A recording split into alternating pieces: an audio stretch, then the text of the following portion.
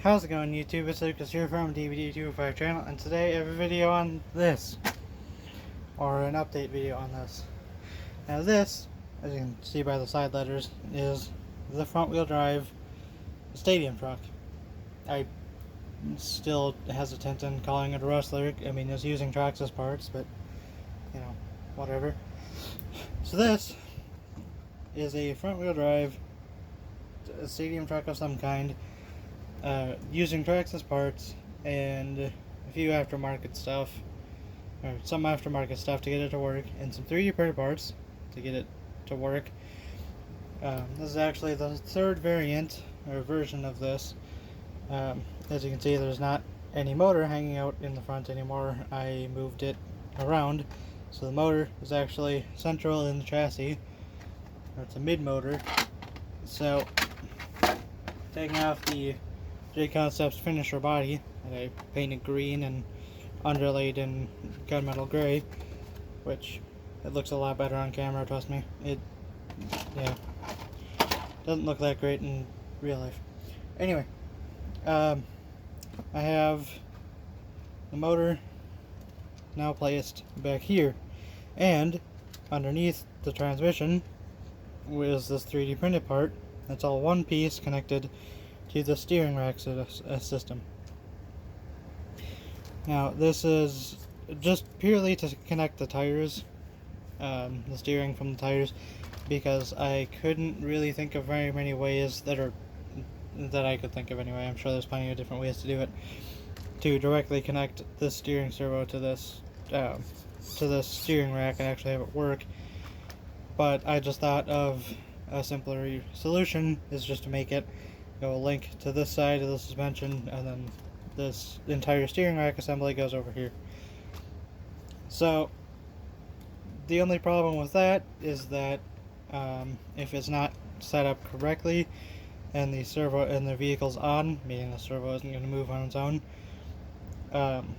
it will have bump steer, and it still has some, because of just how the suspension geometry and stuff is laid out. So fixing that by pretty much having some tow out in the front, meaning that it has extra steering acumen, kind of helps with that, along with just adjusting it right. It's annoying to try to set up, but I got it to work decently. Steering servo is a Savox, whatever, SC 1258 TG, that had for a while, or my brother's had for a while, but once I started trying to get into racing, he kind of threw it over, or I convinced him to throw it over anyway.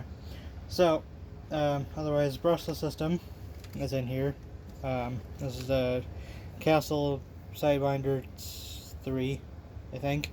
Sidewinder 3 in here, I think. That's just in there for the time being. It has way too much power as it is, and if I switch to something like a 17.5 or 13.5 motor, which I will eventually, then I think it'll be a lot faster. I don't know. The only reason I want to change it to that is for racing, and I don't know what classes this would actually be in, other than stadium truck, maybe, but I would have to check with my track. Receiver is this Fly Sky one, works with the FSGT2B, I think is the one that I got. I don't have the controller with me because that's at my dad's with 3 other vehicles that use it. So, and then LiPo is this Turnigy 4200 milliamp hour, 65 to 130C, 4S2C LiPo, or 42P, or whatever, 2S2P LiPo, there you go. It's just, it's a racing LiPo. I mean, this kind of was the first barrier to entry to get into racing, because most of the vehicles nowadays take shorty LiPos, and, this was $40, so that's not a bad thing for a LiPo with 130C discharge, which Yeah, and my local track only allows 2S anyways. So, and this is set up for carpet racing with these nice J Concepts tires and Proline rims. Whatever, these looked cool. Well, I mean, they were a lot better when they were white, and I didn't paint them. Well, paint them green with them flaking off, but um, yeah, set up for carpet racing just because that has the most amount of traction that I can actually use. Even still, it still spins the tires on carpet.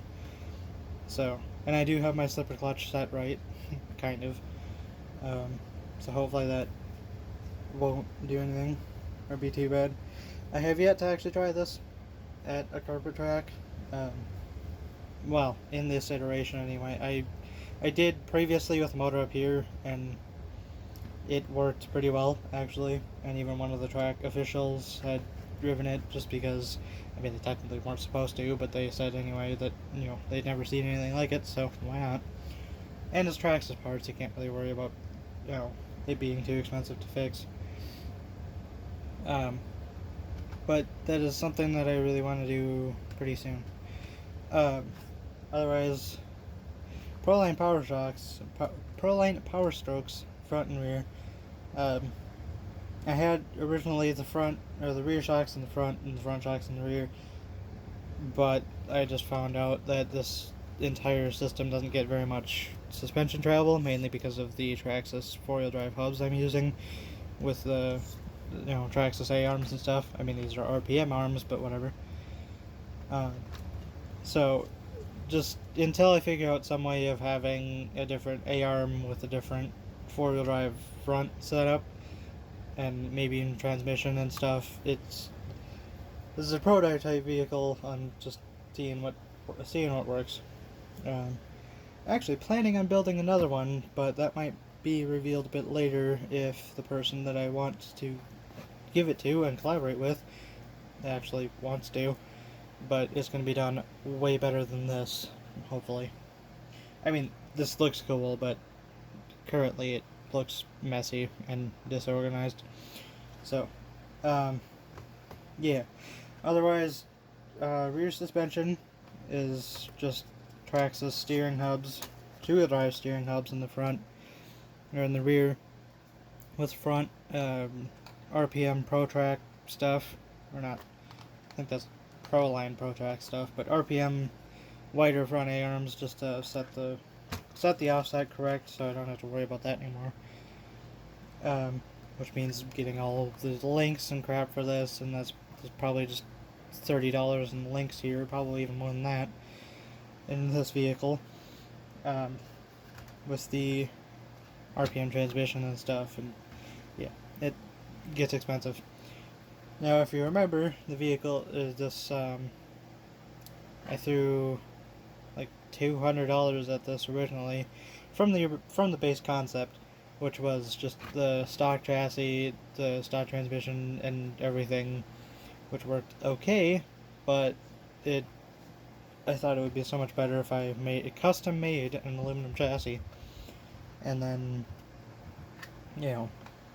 had everything bolted onto that with a different transmission, which the transmission color doesn't matter right now because I thought it would be cooler to have a green transmission because that's, it would have been hanging out the front of the vehicle and it would have looked cooler, but, if I wanted that style again, I could just literally swap this around and it wouldn't really change a whole lot, other than the link placement, I guess, but, I'm sure I could probably figure that out.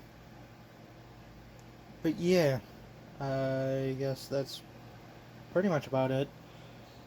I don't think I've really gone through anything. I'm probably gonna end up building another one that's just actually good. Might try to do some anodizing on the chassis, might try to get some black filament or even purple filament, because I have some, and I don't know if it's enough to do all of this, but black filament might look pretty cool too. Black filament, anodize the chassis in whatever color I want, probably dark gray or something, and, try to get all the parts that are matching in black, and call it the Dark Knight, because I think that would be so cool. and send it off to someone. So I might have a build series on that, and then finally reveal if again they actually want to collaborate, which maybe, I don't know. But yeah. So Lucas out. Bye YouTube.